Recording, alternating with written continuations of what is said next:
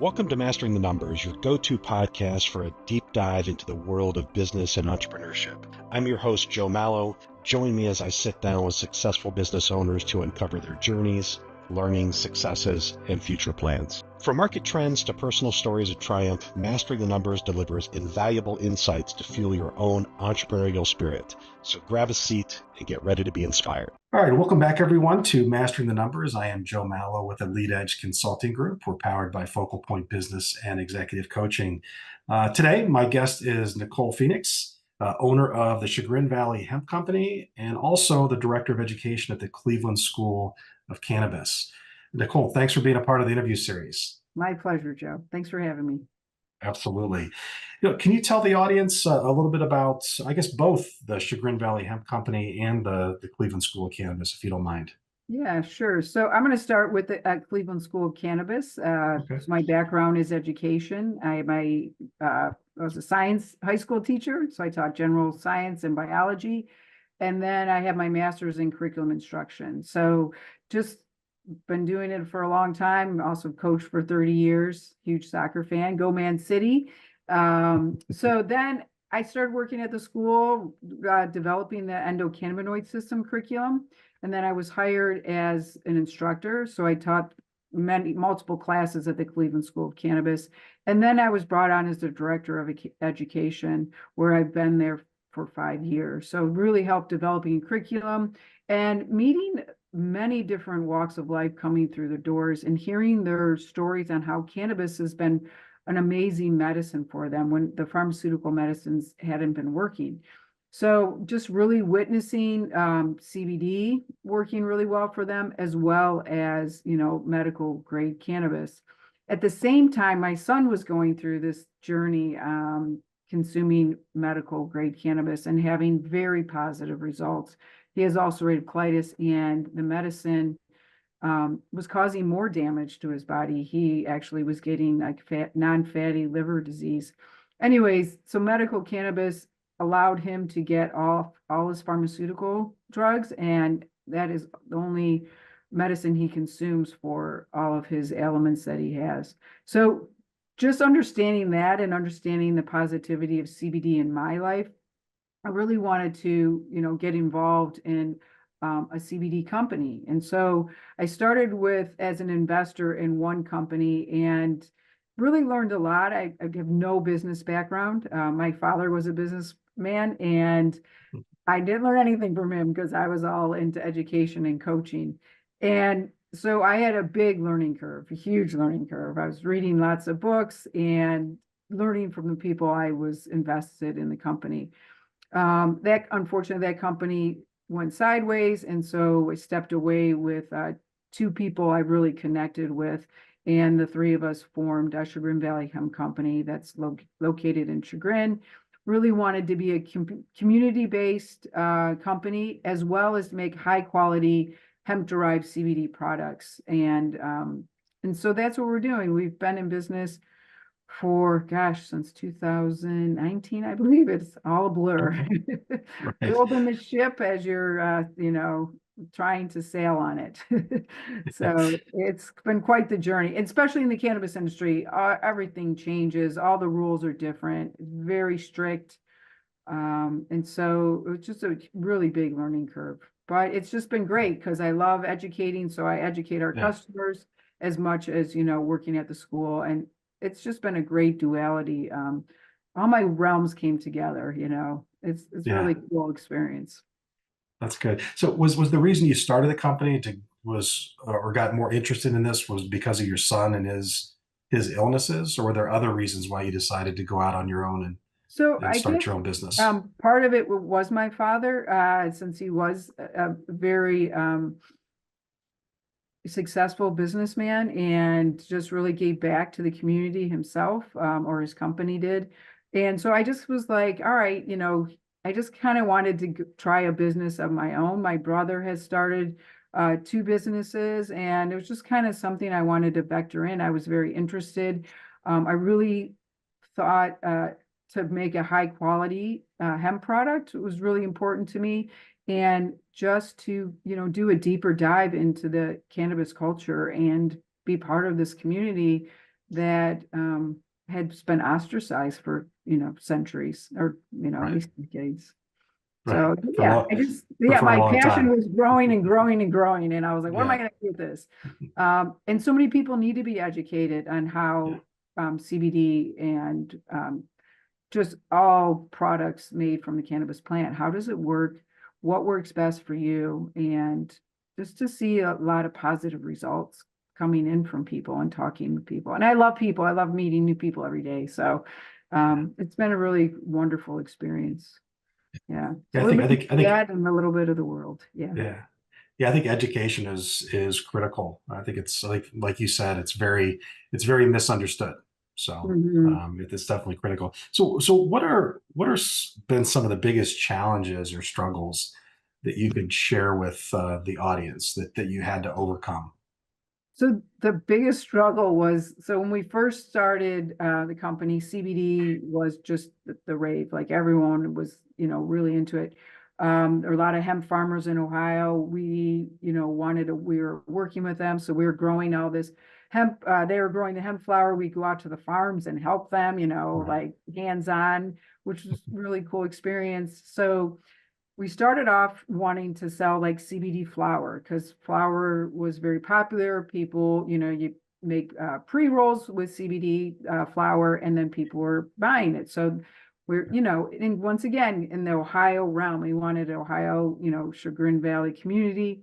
And so we're purchasing hemp flower and, selling the flower, also doing pre-rolls. And then all of a sudden it kind of took a deep dive like that. No one really wanted that anymore.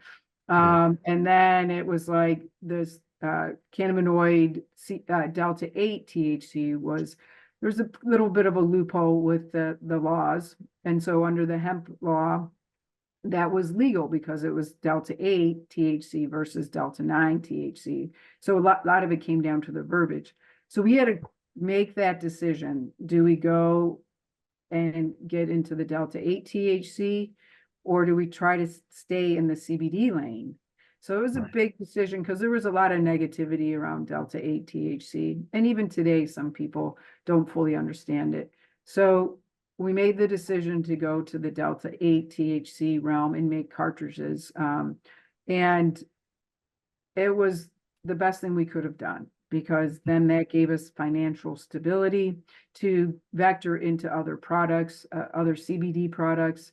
And, we had to take a lot of time to identify a really good place to buy the Delta 8 distillate because we were all about high quality product and making sure we're giving the consumers the best product they can buy in the market. Unfortunately, in the hemp world, there are some shady characters. And so there's some bad names, and so we wanted to make sure people could, our whole identity is that we make high quality products and you can trust us. We're honest. You can ask us how it works. You can come into our lab and see how it's made. And so we have a retail space in the front and then our lab is right behind it. So people can buy our products and then hey, you want to see the lab? You want to see where this is made? And so it's a great, once again, always educating. We're always educating because we just think that's really important that people understand how their products are made, how they work in the body, and, they're getting the relief that they came to the store for. Right. Right. Yeah. So is there anything you would have done differently in the growth of the business, not industry wise, but just in building the business? Yes, I think trying to look more into the data analysis. We were just moving at such a eclipse pace that we didn't really have that time to see where that next turn would be. We were kind of picking it up from our wholesale customers, like, oh, this is what people are wanting, or this is what's starting to get into the market. And a lot of times it was a kind of a gray area. So we were always like, oh, should we, shouldn't we? We are usually kind of a little bit later to the game. The Delta 8, we weren't. And so we were able to get our Delta 8 THC carts out and our dabs out. And people recognize the quality of our products. And then, we didn't get a gummies line until, gosh, it's just hitting a year. So we were really Right. hesitant about getting our gummy line out because we wanted to make sure it was the best quality gummy that we could get. It's a Right. vegan gummy, low sugar. And so it takes time to make a quality product. So, Right. but I think the hesitation was like, is this the route we want to go? Or Yeah. finding the right company to help us at the same time. So. Yeah. I think in any industry, it's much easier and quicker to come up with a product that's cheap, right? Yes. Or I should say low quality. Low quality. It always takes longer to bring out something that is high quality. Right. And just vetting, where you're buying your ingredients from. Yeah. And then finding the right price point. Right. So, like quality usually is going to cost more. Yeah. And so that was, but it evolved at a quick pace, but at a slow pace. It was kind of Right. one of those things. And just so we're like in an industrial parkway, and then we open this retail space, because we're kind of off the grid, but people Right. build it and they will come. It happens. So people, Yeah. now we have, every day people are walking into the shop. And so it's been really slow, but word of mouth. And so that Yeah. traction's building. People trust us. People know we have a high quality product. People want to see what we're doing. And then they put requests in, hey, we'd really like this product. Could you make Yeah. it for us? So Yeah. it is definitely a journey. Some other interests, research our banking better, because we got booted out of a lot of banks because of the realm we're in. So we Right. had to, but it was a learning curve. And even with learning POS systems, like taking the time to understand Right. them, marketing, because we were pretty green. Yeah. We had, myself as an educator, an engineer, and then a lawyer. So none of us are Right. really the salespeople so just learning all these things. It was very, printing stickers. I was like, it's not lining up. So, maybe finding people that could have guided us a little better would have been, Yeah. saved a lot of headaches. Yeah. It might have, but a lot of times you learn from those headaches. So. Right. Very true. And you're an educator, so you can continue to teach the right way to do things to other people. Yes. Yes. What are some common misconceptions you hear about from other people that aren't business owners about running a business?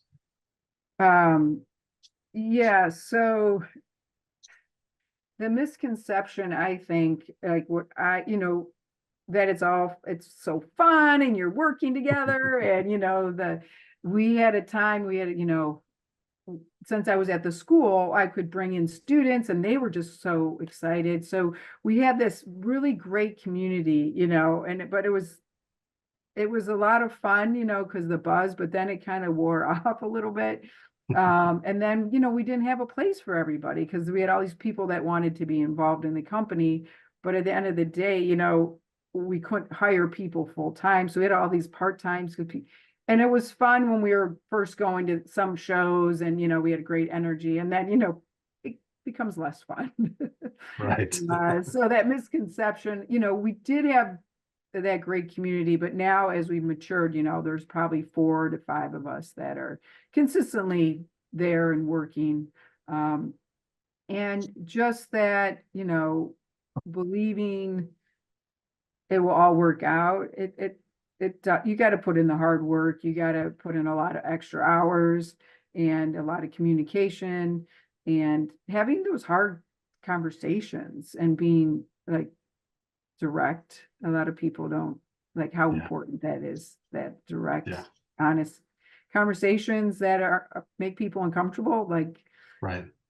We've had some yelling, some tears, the whole gamut. The honeymoon phase ends real fast, I think, when you start a new business. It can. Absolutely. Well, on the other side of that, and we talked a little bit about this before we went live, was work-life balance. We laughed about it a little bit. How do you maintain a work-life balance, if that's even possible, with everything that you have going on, or is it something that you even strive for? Well, I definitely strive for that. I don't think I have an option being a mother of 3 children and I have a needy husband. So, and running the household, it usually energizes me. Yeah. I feel like that gives me energy. However, I think it's so important to refuel the tank and get away. So my big thing was when I take a day off, I take a day off. Like I don't field calls. I don't go onto my computer, or if I have to really, I do it first thing in the morning and then that's it. I My coworker or co-owner, he struggles with that. I'm like, go ride your mountain bike. But Yeah. I think over the years I've really come to identify that because I've been on the opposite end when my spouse is MIA for a long time. But Right. then there's, nights where it's like, I gotta, get this work done. And so you just burn the midnight oil, or really, I'm a morning person, get up extra early and get things done. And, and then just, yeah, I think when you refuel the tank, that allows you to be more productive in your business life. Yeah. And engaging with people. I'm very fortunate that the people I work with are inspiring, and just meeting our customers, they kind of inspire you to keep going on, meeting the students at school, always educating and really identifying that there's such a need for that education. Like that keeps me going. I'm like, you didn't know this, because we're in this bubble where everyone knows everything. And then all of a sudden you have someone walk in the door and they're so green and they don't know anything. And so Yeah. that just kind of gets me going too. I exercise, I play soccer still, and cannabis. Right. Yeah, CBD is amazing. It's Yeah. wonderful.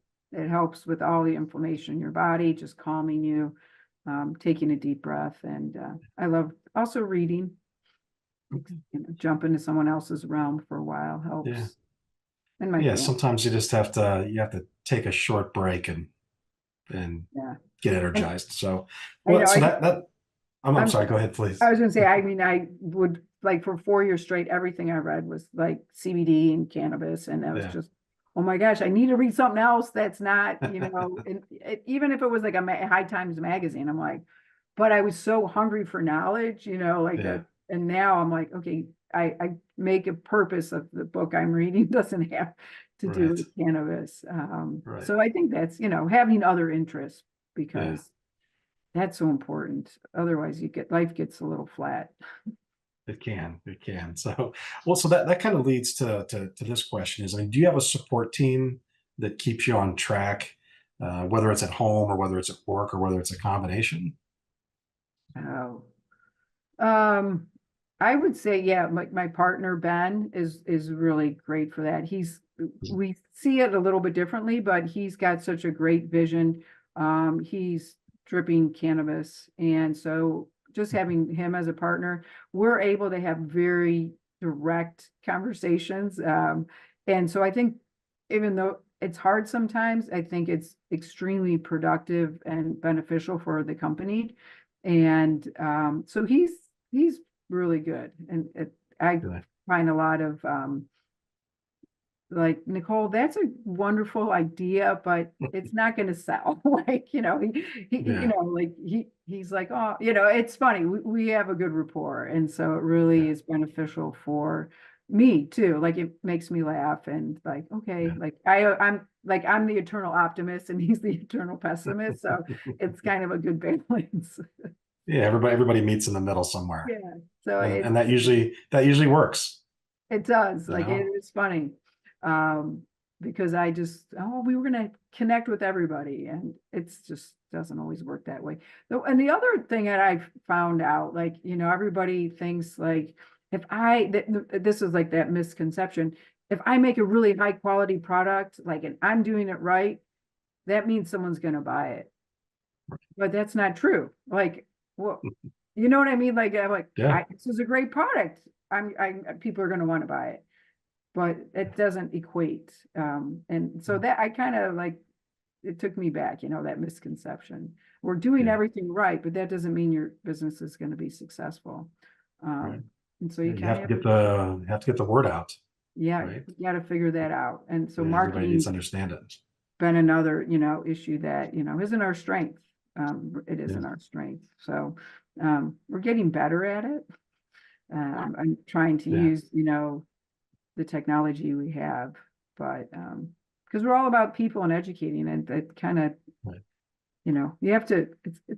just evolve it and take time to learn those things. Yeah, you have to have the marketing and the sales side complement the education side. They Mhm. have to they have to work together to get the message out. Right, So right. So, so how do you with all that, how do you stay motivated and focused to continue to grow your company? yes. So I think the biggest motivation is when we come out with a new product that kind of, rejuvenates us because, as I said before, it takes us a while to get that quality product, but once it comes out, it usually does well. And so that just keeps the ball rolling like, all right, this is another really strong quality product that we're proud of. And so now we know where our base is growing, maybe not super fast, but it's growing. Right. And so I think that keeps us going. What's our next step? What's our next product? And so just dialoguing. Some days we're like, rah, rah, rah, like, yeah. And then next day, we're, like, okay, Yeah. what do we just need to get XYZ done? It's not as glamorous. And so, or just being more efficient. Sometimes, you have to create something, you have to get it out, and then you don't have the most efficient process. And so you kind of have to go back and how can we get more efficient? Yeah. So, just dialoguing and talking with our employees has helped too, because our employees have a big say since they're, there every day, and they really have some good ideas and input. And they're all CSC, Cleveland School of Cannabis graduates. So Yeah. we all know that we all have the same passion for education and making high quality Right. product. So it makes it, we're small enough that we all have the same mission and goal. Right. And it's not just a job, it's, much more than that. Yeah, I think when it becomes more than just a job, it makes it worthwhile. You can certainly focus. I know with me, I can focus a lot more knowing that I enjoy what I'm doing. That is so true. So Very true. yeah. Very true. So you mentioned earlier that the cannabis industry is continuously changing at even almost a rapid pace. How do you and your company um, stay adaptable to that amount of change?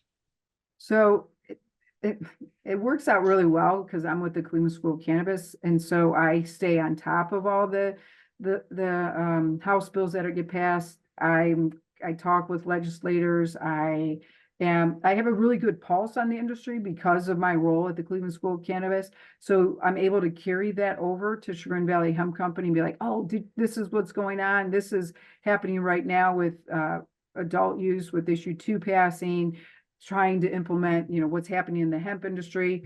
I'm allowed to, I have a good insight because of my relationships with other people that are at the Capitol, and other business owners, because a lot of companies reach out to the school for students to work there. So that has been just reading a lot, LinkedIn, and trying to pay attention. The New Frontier data in the cannabis realm, I follow that. We have a membership, and so it allows me to, really know what's going on and understanding Yeah. there's some loopholes that, that we can work to our advantage. And yeah, so that's the most important, trying to stay with what's happening. Ohio State does a great job of sharing out information. So I work with Kat Packer. I follow all their stuff. I know a couple lawyers, just having those connections. Tom Heron, I did a Yeah. huge thing on issue 2 at the school and brought in, CEOs from Jared Maloof from Standard Wellness. We had Advocates, or Advocate, sorry, I'm getting tongue tied. We had Normal come in. So we had this whole panel, and it was amazing of the dialogue that we're able to have. Yeah. And so just working in that realm and then having our entity at the Chagrin Valley Hemp Company just allows us to have that edge too, that, we can tell our customers what's happening. People always want to know what's going on, so Yeah. we have that Yeah. information at our fingertips because of my role at the school. Yeah. So really, I guess it would be the same in any industry. You have to continue to educate yourself on your industry to be able to stay ahead of it. Correct. Yeah. You can never stop learning. No. Yes. I agree. And I enjoy it most of all. Yeah. Like that's Yeah. something I'm like, oh, did you hear this? This is going on. So, and then, you realize there's opportunity to go to the Capitol and, be a witness and help, form those laws, or people call us and say, well, I don't understand this, because a lot of people creating laws don't understand why they're creating them, or what's actually, Right. why should we do it this way versus this way? And so we get to help educate people that are making the laws. Yeah. Which is pretty cool. I think a lot of them need help understanding. They So do. You're correct, Joe. They definitely do. Where do you see your business in the next 12 to 36 months? So there's hopefully thriving and going strong. We are kind of in a holding pattern right now because of issue 2. They're still working on what does that look like. And the hemp realm has been part of that. And so there might be new rules and regulations coming out for the hemp industry. So we might have, I think we're sitting in a really good spot as long as they don't ban some products from the hemp industry. And so otherwise, our packaging is really good. We're not, trying to get children to buy our product. We sell to our wholesale customers are reputable customers. We have a really professional retail space. And so I think we're in a good place, but it all depends on where the laws come out. Yeah. So assuming the laws come out in a really positive space, I think we're just continue with our high quality products and start adding a couple more products to the line. So just, I think picking that next product is going to be crucial, in which direction, do we go towards pets? Do we go towards another CBD product, or do we, lean into the Delta-9 THC beverage? Right. So, Right. Yeah, we're just waiting, crossing our fingers a little bit. Yeah, it's a waiting game sometimes. So what's the best advice anybody's ever given you, on the business side that you took to heart and it really helped?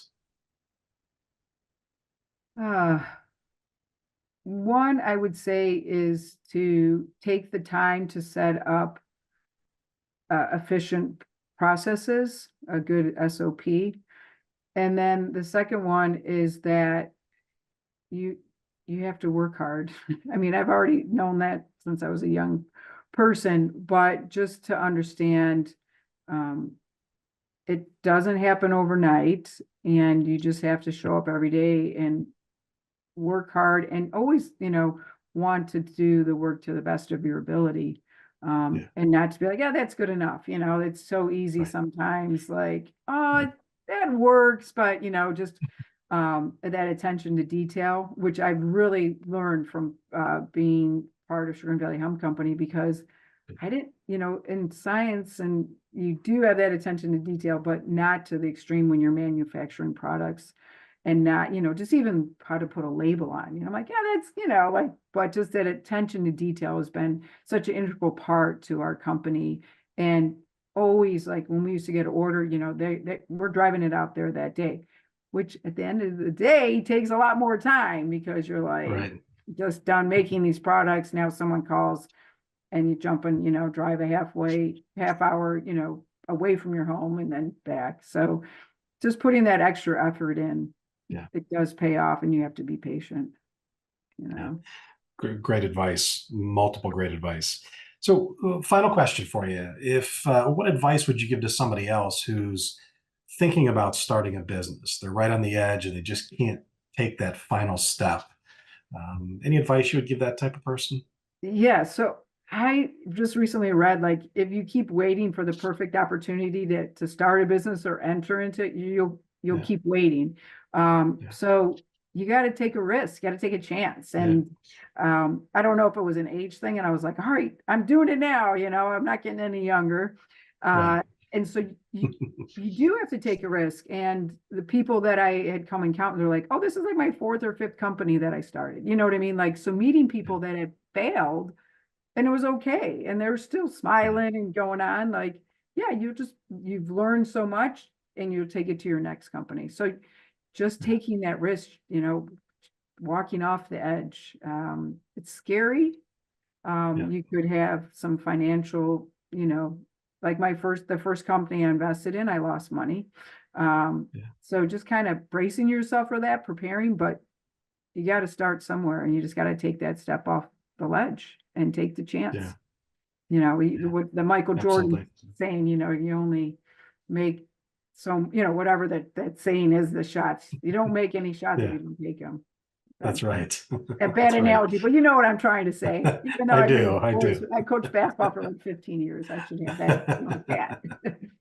But I think I understand exactly where you're coming from. Yeah. Exactly. So listen, Nicole, I really appreciate you being on the podcast today. It was great to hear more information about an industry that there's probably not enough true information on. So if anybody wants to get a hold of you for either the Chagrin Valley Hemp Company or the Cleveland School of Cannabis, how can they reach you? So you can always go to both websites, csceducation.com, or it's actually .edu, because we were now accredited by MSA, which is a national accreditation. So the United States Department of Education recognizes us as a school. So that was a lot of work. And then we have Chagrin Valley Hemp Company website as well. But email address is Nicole Fenix at csceducation.com, and then Nicole at pleasantreeindustries.com is both my work email addresses. Right. And that's Phoenix with an F, F-E-N-I-X. There's an F-E-N-I-X. Yes. That's right. Listen, once again, I really appreciate you taking time to talk to me. And everybody out there, I appreciate you attending as well. I'll catch you on the next episode of Mastering the Numbers. Take care. Thanks, Nicole. Thank you, Joe. I appreciate it. It was great sharing my story. You're very welcome. You've just experienced another insightful episode of Mastering the Numbers. We hope you enjoyed the journey and gained valuable insights to fuel your financial success. Don't forget to subscribe to Mastering the Numbers on your favorite podcast platform to never miss an episode. And be sure to leave us a review to let us know how we're doing. Until next time, keep pushing forward and let your entrepreneurial spirit soar. Thank you for listening.